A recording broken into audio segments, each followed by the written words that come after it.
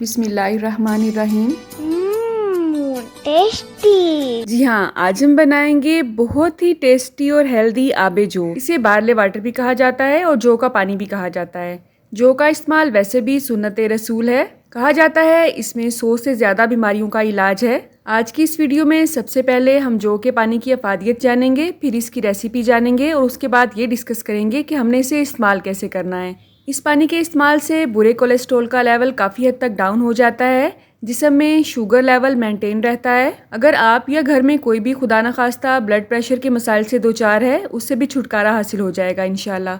हड्डियों को मजबूत करता है ये। जो लोग कॉन्स्टिपेशन या कब्ज़ के मसाइल से दो चार हैं, उसका हल भी इसी के अंदर पोशीदा है। इसके अलावा ये जिगर की गर्मी को दूर करता है और सबसे बढ़कर जो सबसे ज़्यादा मसाइल आजकल देखे जाते हैं स्ट्रेस के, वो भी इससे ख़त्म हो जाएंगे इंशाल्लाह। ये वेट लॉस में बहुत ही कारआमद साबित होता है। तलबीना की रेसिपी आपसे मैं पहले भी शेयर कर चुकी हूँ, तो आज हम देखेंगे जौ के पानी की रेसिपी। तो चलें आज की रेसिपी का आगाज़ इस दुआ के साथ करते हैं कि अल्लाह आप सबका दस्तरखान सजाए रखे और हम सबको सेहत और ईमान का रिज़्क अता फरमाए।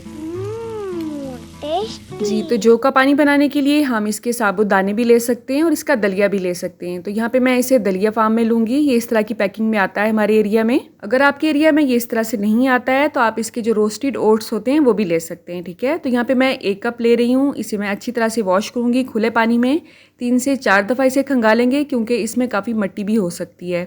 आप देख सकते हैं किस तरह से इसका गदला पानी निकल रहा है, हालांकि ये बहुत अच्छी पैकिंग में था। तो इसे वॉश करने का अमल बहुत ज़रूरी है। उसके बाद हमने इसे सोक करना है। सोक करने से एक तो इसकी अफादियत बढ़ जाती है और दूसरा ये बहुत ज़्यादा नरम हो जाता है और कुकिंग में ज़्यादा टाइम नहीं लेता है। तो क्योंकि हमारे एरिया में अभी शदीद गर्मी चल रही है, तो इसे मैंने भिगो के 4 घंटे के लिए फ्रिज में ही रख दिया था। अगर आपका एरिया ज़्यादा गर्म नहीं है तो आप इसे शेल्फ पर ही रख सकते हैं 3 से 4 घंटे के लिए, ठीक है। अगर शदीद गर्मी में इसे आप 3 से 4 घंटे से ज़्यादा शेल्फ पे ही रहने देंगे तो ये ख़राब हो जाता है। इसमें एक खट्टी सी स्मेल आनी शुरू हो जाती है, तो जाहिर है पानी में भी इसका फिर वही टेस्ट आता है। 3 से 4 घंटे के बाद इसका पानी हम रिमूव कर देंगे और आप देख सकते हैं अल्हम्दुलिल्लाह इसकी क्वांटिटी डबल हो चुकी है फूल के। इसे आप किसी खुली देगची में या सॉस पैन में ऐड करेंगे। अगर आप इसका कुकिंग प्रोसेस जल्दी से करना चाहते हैं, तेज़ आंच पे पकाना चाहते हैं, तो आप उसके लिए कोई खुला बर्तन लें। मैं इसे हल्की आंच पे पकाऊंगी, इसलिए मैंने इसके लिए ज़्यादा बड़ा बर्तन नहीं लिया है। और मैं यहाँ पे तकरीबन 3 से 4 दिन के लिए जौ का पानी बना के फ्रिज में ही स्टोर कर लूँगी, इसलिए मैंने ज़्यादा क्वांटिटी में जौ लिए हैं, ठीक है। तो यहाँ पे जौ का दलिया ऐड करने के बाद 3 से 4 गिलास इसमें पानी ऐड कर दिया मैंने। अब मैं इसे हल्की आंच पे पकाऊंगी। तो इसे जल्दी से कुक करने के लिए हम इसे कवर कर देंगे और चूल्हे की आंच को हमने ऐसे मेंटेन करना है कि उबल उबल के ये बाहर ना आने पाए। अगर आप इसके 1 से 2 गिलास बनाना चाहते हैं डेली के हिसाब से, तो आपने जस्ट 1 से 2 चम्मच ही लेने हैं जौ के ग्रेन के या जौ के दलिए के, ठीक है। लेकिन ये फ्रिज में 3 से 4 दिन के लिए आराम से स्टोर किया जा सकता है। इससे ज़्यादा आप इसे स्टोर मत करें। जब तक जौ के दाने कच्चे हैं ये पैंदे से बिल्कुल भी नहीं लगेंगे, चाहे आप इसे तेज़ आंच पे भी पकाएं। आप देख सकते हैं जौ का पानी उबलना शुरू हो चुका है और इस पर एक झाग की लेयर आनी शुरू हो चुकी है। आप चाहें तो झाग को अंदर ही रहने दें, लेकिन मैं हमेशा झाग को उतार लेती हूँ। इससे जौ के पानी के टेस्ट पे भी काफ़ी असर पड़ता है। तो सॉस पैन के कॉर्नर से आपको अंदाज़ा हो चुका होगा कि एक दफ़ा ये ओवरफ्लो हो चुका है। जी बिल्कुल ऐसा ही है।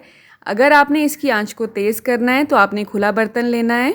मैंने क्योंकि यहाँ पे नॉर्मल बर्तन लिया है और जौ ज़्यादा है, तो जैसे जैसे पानी कम होता गया उसी हिसाब से मैंने इसमें पानी मज़ीद भी ऐड किया है। हमारा मकसद जौ को अच्छी तरह से बॉयल करना है और नरम करना है। जब हमें लगेगा कि जौ के दाने बहुत अच्छी तरह से गल चुके हैं तो ही हम नेक्स्ट प्रोसेस करेंगे। तो जैसे जैसे जौ उबलती जाएगी इसकी झाग हम साथ ही साथ उतारते जाएंगे। आप देख सकते हैं अल्हम्दुलिल्लाह इसका बहुत ही अच्छा सा कलर आना शुरू हो चुका है। जो हमारी 90% तक गल चुकी है। अब इसमें जस्ट मैंने 1/4 चम्मच के हिसाब से ज़ीरा ऐड किया है और साथ ही साथ इसमें मैंने पानी भी ऐड किया है जैसे जैसे मुझे ज़रूरत महसूस हुई, क्योंकि आप देख सकते हैं पानी का लेवल बिल्कुल उतना ही है जितना कि स्टार्ट में था।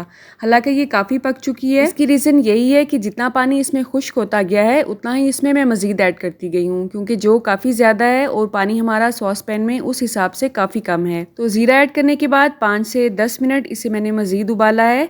ज़ीरा ऐड करने से इसकी अफादियत में मज़ीद इजाफा होगा और अगर आप वेट लॉस के लिए इसे बना रहे हैं तो ये बेस्ट ऑप्शन है ज़ीरे की। हाँ, अगर आपको ज़ीरे से कोई ख़ास दुश्मनी है तो फिर आप इसे स्किप कर सकते हैं। अल्हम्दुलिल्लाह जो हमारे काफ़ी हद तक गल चुके हैं।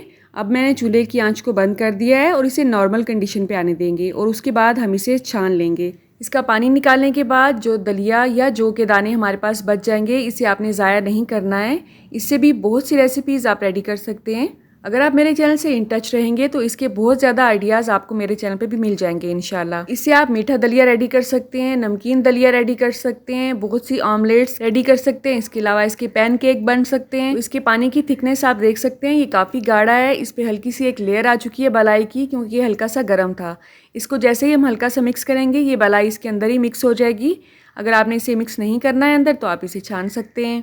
अब वैसे तो आप इसमें थोड़ा सा पानी ऐड करके वैसे भी इसे कंज्यूम कर सकते हैं, लेकिन इसमें थोड़ा सा फ्लेवर ऐड करने से ये बहुत आसानी से पिया जाता है।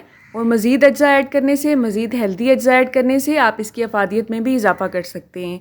तो इसमें तकरीबन 3 से 4 गिलास पानी मैंने मज़ीद ऐड किया है। इसका कलर आप देख सकते हैं अभी भी कितना अच्छा है। तो इसे अगर आप ऐसे ही निहार मुँह पीते हैं 1 गिलास, तो ये वेट लॉस के लिए बहुत ही मुफीद माना जाता है।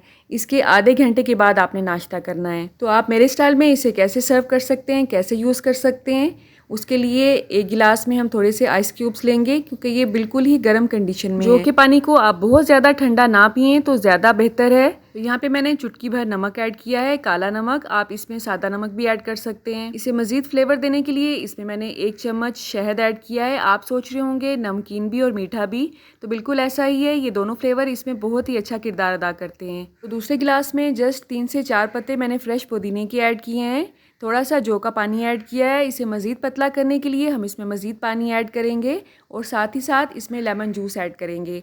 अगर आपको ज़ीरे की अफादियत का थोड़ा सा भी अंदाज़ा है तो आप इसमें ज़ीरे का पाउडर भी ऐड कर सकते हैं। ज़ीरे को जस्ट आपने हल्का सा ड्राई रोस्ट करना है, उसका पाउडर बनाना है और चुटकी भर वो इसमें ऐड करना है। जौ का पानी जब ज़ीरे के साथ मिलता है तो वेट लॉस में बहुत अहम किरदार अदा करता है। अब बात करते हैं कि आपने इसे इस्तेमाल कैसे करना है। तो आप इसे जस्ट 2 हफ्ते के लिए रेगुलर इस्तेमाल करके देखें। दिन में 2 दफ़ा आपने इसे इस्तेमाल करना है। निहार मुँह इस्तेमाल करना है। निहार मुँह का मतलब है जब आप सो के उठते हैं और आपका पेट खाली है तब आपने इसे इस्तेमाल करना है, और उसके आधे घंटे के बाद आपने हेल्दी नाश्ता करना है। और शाम को जब आप फील करें कि आपको भूख महसूस हो रही है तब आपने इसे लेना है। और अगर आप इसका बेस्ट रिजल्ट चाहते हैं तो कोशिश करें कि मैदे से बनी हुई कोई भी अशिया आपने इस्तेमाल नहीं करनी है इस दौरान, और ना ही तली हुई अज्जा इस्तेमाल करनी है। जब भी आप जौ का पानी इस्तेमाल करें कोशिश करें कि पानी ज़्यादा से ज़्यादा लें, ताकि हमारे पेट की आंतड़ियों की सफाई अच्छी तरह से हो सके। और अगर आप कब्ज़ के मसाइल का शिकार हैं तो उसके लिए तो पानी बहुत ज़्यादा मुफीद है। आबे जौ को जादुई पानी इसीलिए कहा जाता है